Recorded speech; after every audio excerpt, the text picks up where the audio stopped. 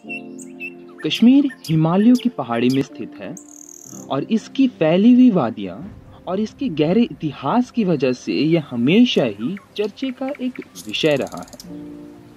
भारत और पाकिस्तान के निर्माण से बहुत पहले कश्मीर संघर्ष शुरू हो गया था।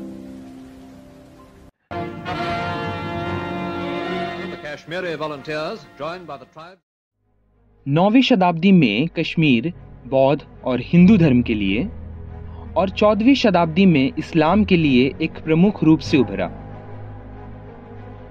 अकबर ज़ैनुल अदीन के अंडर में कश्मीर को धार्मिक रूप से काफी मदद मिली। 1819 में मुस्लिमों का शासन समाप्त हो चुका था और पंजाब के सिख साम्राज्य दमन अधिकारी अफगान दुर्रानी कश्मीर पर कब्जा कर चुके थे। 1845 एंग्लो सिख वॉर के बाद ब्रिटिश ईस्ट इंडिया कंपनी ने सिखों से अधिकांश भूमि पर कब्जा कर लिया था। इसके बाद कश्मीर हिंदू डोगरा राजा गुलाब सिंह को बेच दी गई थी। सिंह लालची और घमंडी थे, जिसकी वजह से कश्मीरी मुसलमानों को बहुत सी मुश्किलों का सामना करना पड़ा। August the 15th, 1947, Independence Day for India. In London, the flags of the new Indian Union flutter over the headquarters of India and Pakistan. 1947 जब भारत आजाद हुआ, तब 40% रियासत का हिस्सा हिंदुस्तान को नहीं मिला था।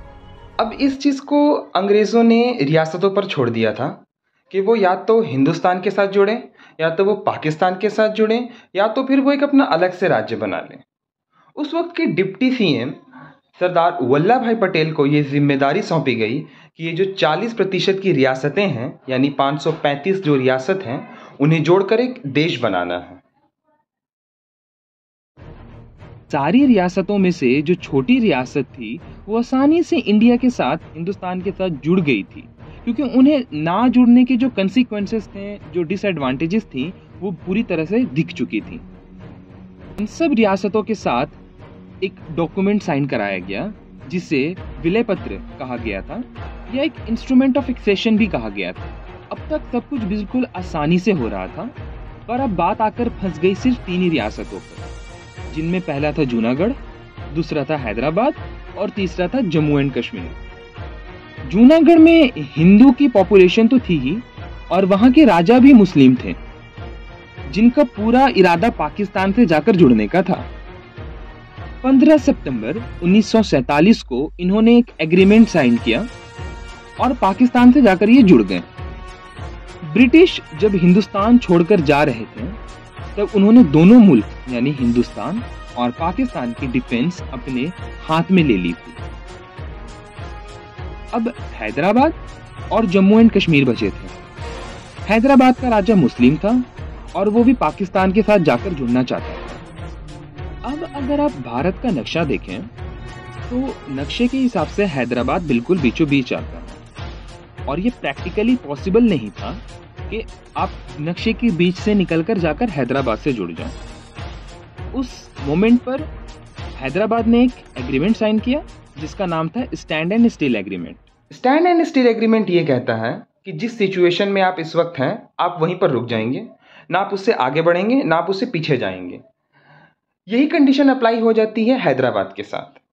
हैदराबाद जिस सिचुएशन में था वो वहीं पर रुक जाता है, और सरदार वल्लभ भाई पटेल भी इस बात पर राजी हो जाते हैं, मान लेते हैं, क्योंकि इस वक्त का जो मेन फोकस था वो जम्मू एंड कश्मीर था, क्योंकि जम्मू एंड कश्मीर की सरहदें जो हैं वो पाकिस्तान के बिल्कुल पास थी, और पाकिस्तान में मुस्लिमों की आबादी भी ज़्यादा थी। और यही वजह है कि जिन्ना काफ़ी ज़्यादा होपफुल थे जम्मू एंड कश्मीर को लेकर, क्योंकि उन्होंने पहले से ही जूनागढ़ में प्लेबिसाइट देख रखी थी। तो उन्हें ये लग रहा था कि जम्मू एंड कश्मीर में भी प्लेबिसाइट अगर होती है तो चूँकि मुस्लिम्स की पॉपुलेशन वहाँ पर ज़्यादा है, इसलिए बहुत जल्द जम्मू एंड कश्मीर जो है वो पाकिस्तान का हिस्सा बन जाएगा। उस वक्त जम्मू एंड कश्मीर के राजा हरि सिंह थे, और उनके सामने जो समस्या थी, जो प्रॉब्लम थी, वो बड़ी थी, क्योंकि वो गद्दी छोड़ना नहीं चाहते थे। अब पाकिस्तान की जो लालच थी वो जम्मू एंड कश्मीर को लेकर काफ़ी बढ़ चुकी थी, और चूंकि उस वक्त पाकिस्तान की जो डिफेंस थी वो अंग्रेज़ों के हाथ में थी, इसीलिए वो हमला भी नहीं कर सकते थे। अब पाकिस्तान ने कुछ आम दिखने वाले, कॉमन दिखने वाले लोग जो होते हैं, उनमें से 10,000 लोगों की एक आर्मी तैयार की, जिसका नाम था आज़ाद कश्मीर फौज। राजा हरी सिंह को जब ये बात पता चली तो उनकी जो चीफ ऑफ आर्मी थे राजेंद्र सिंह, उन्होंने अलर्ट किया कि शायद हमारी फौज के लोग उनकी तरफ चले जाएं। पर अब राजा सिंह के पास कोई ऑप्शन नहीं था। जब पाकिस्तान की आज़ाद कश्मीर फौज बारामुल्ला पहुंची तब इन लोगों ने इतनी तबाही मचाई कि करीब 60,000 के आसपास लोगों ने अपनी जान गंवा दी। अब इंडिया खुद अपनी डिफेंस नहीं यूज कर सकता था, इसीलिए इंडिया ने माउंटबेटन की मदद ली।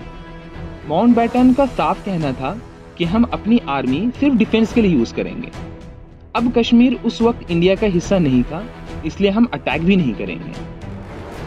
अब जब पाकिस्तान कि आज़ाद कश्मीर फौज श्रीनगर से सिर्फ 50 किलोमीटर दूर थी, तब राजा हरी सिंह ने हिंदुस्तान यानी इंडिया की मदद मांगी और इंडिया ने वीपी मेनन को वही डॉक्यूमेंट लेकर भेजा जो बाकी रियासतों से सिग्नेचर करा रहे थे। हरी सिंह ने इस डॉक्यूमेंट को साइन किया और कश्मीर इंडिया का पार्ट बन गया। अब जिन्ना बहुत ज़्यादा परेशान हो चुके थे और उन्होंने माउंटबेटन से बात की कि ये तो कंडीशनल एग्रीमेंट था, ये इनवैलिड है क्योंकि जूनागढ़ में जब ऐसा हुआ था तब वहां पर प्लेबिसाइट हुई थी। तब माउंटबेटन ने जिन्ना को समझाया कि जब शांति हो जाएगी तब यहाँ भी प्लेबिसाइट करवा लेंगे। अब यहाँ से इंडिया दो अलग तरीकों से वीक पड़ गया। पहला, जब नेहरू जी ने ऑफिशियली अनाउंस किया कि माहौल शांत होने तक हम प्लेबिसाइट करा देंगे, और दूसरा ये कि जो ये वॉर जो चल रहा है 1-2 साल से, इसे रिजॉल्व कराने के लिए वो डायरेक्ट यूएन के पास चलेंगे, यूनाइटेड नेशन के पास चलेगा। अब यूनाइटेड नेशन ने 3 रेजोल्यूशन दी। पहली रेजोल्यूशन का ये कहना था कि जो जहां पर है वो वहीं पर रुक जाए। दूसरा ये कि पाकिस्तान की फोर्सेस को कश्मीर पूरी तरह से खाली करना होगा और इसके बाद इंडिया की फोर्सेस पीछे होंगी। और तीसरा ये था कि जब दोनों कंट्री की फोर्सेस पूरी तरह हट जाएंगी तब वहां प्लेबिसाइट होगा। तब से ये लड़ाई जहां पर रुकी थी उस जगह को LOC यानी लाइन ऑफ कंट्रोल कहते हैं, पर यहाँ प्लेबिसाइट बाद में भी नहीं ही होता है। West portion of Kashmir Pakistani administration में आता है। कश्मीर का ये हिस्सा आज भी पाकिस्तान की अथॉरिटी के टॉर्चर और पॉलिटिकल रिप्रेशन का अब भी सामना करता है। पर कश्मीर का बड़ा हिस्सा इंडिया में आता है और ये लड़ाई यहाँ और भी ज्यादा है। यहाँ 3 अलग अलग रिलीजन यानी हिंदू, मुस्लिम और बुद्धिस्ट 3 तरह के लोग रहते हैं। 1965 और 1999 में पाकिस्तान इंडिया के आपस में फिर से लड़ाई होती है। 1980 में अब पाकिस्तान सेपरेटिस्ट को वेपन्स और ट्रेनिंग और फिनेंशियल सपोर्ट मुहैया यानी प्रोवाइड कराने लगता है। कश्मीर में अब जो हालात थे उसकी वजह से 1000 से ज्यादा कश्मीरी पंडित कश्मीरी घाटी से बाहर आ चुके थे। 2000 तक इंडिया ने मास अरेस्ट और इनके अधिकारों को दबाकर कश्मीरी पंडित के बाहर आने पर भी रोक लगा दी थी। आज इंडिया में जो कश्मीर है वो दुनिया में मोस्ट मिलिटरीलाइज्ड जोन में आता है। 70,000 से ज्यादा मिलिट्री फोर्स आज कश्मीर को ऑक्युपाई करती है।